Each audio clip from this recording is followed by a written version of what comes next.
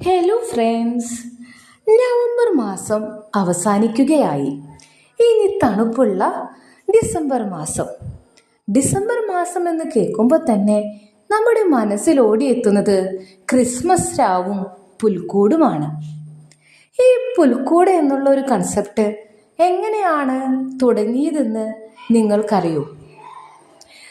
ഇറ്റലിയിലെ ഫ്രാൻസിസ്കൻ സഭാ സ്ഥാപകനായ വിശുദ്ധ ഫ്രാൻസിസ് അസീസിയാണ് ഈ ഒരു ആശയം മുന്നോട്ട് വെച്ചത്.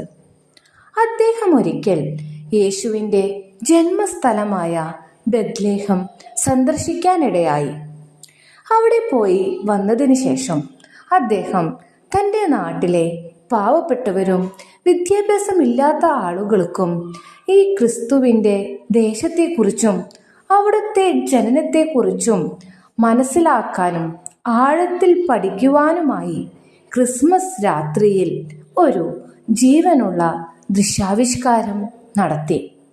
ഉണ്ണിയും ഔസേപിതാവും മാതാവും ആട്ടിടയന്മാരും ആടുകളും പശുക്കളും രാജാക്കന്മാരുമായി എല്ലാവരും അവരുടെ വസ്ത്രം ധരിച്ച് അവരുടേതായ പ്രകൃതിയിൽ എങ്ങനെയാണോ ആ ഒരു രീതിയിൽ തന്നെ അണിയിച്ചൊരുക്കിയ ഒരു ദൃശ്യാവിഷ്കാരമായിരുന്നു അത് പിന്നീട് ഫ്രാൻസിസ്കൻ സഭയാംഗങ്ങൾ തുടർച്ചയായി എല്ലാ ക്രിസ്മസ് രാവിലും നടത്തുവാൻ തുടങ്ങി.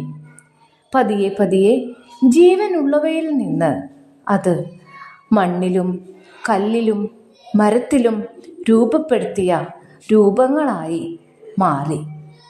ഈ ഒരു ആചാരം പിന്നീട് ലോകത്തിൻ്റെ പല ഭാഗങ്ങളിലേക്കും വളർന്നു. ഇന്ന് ക്രിസ്മസ് എന്ന് കേൾക്കുമ്പോൾ എല്ലാവരുടെയും മനസ്സിൽ ആദ്യം ഉദിക്കുന്ന ചിത്രം പുൽക്കൂടും അതിലെ രൂപങ്ങളുമാണ്.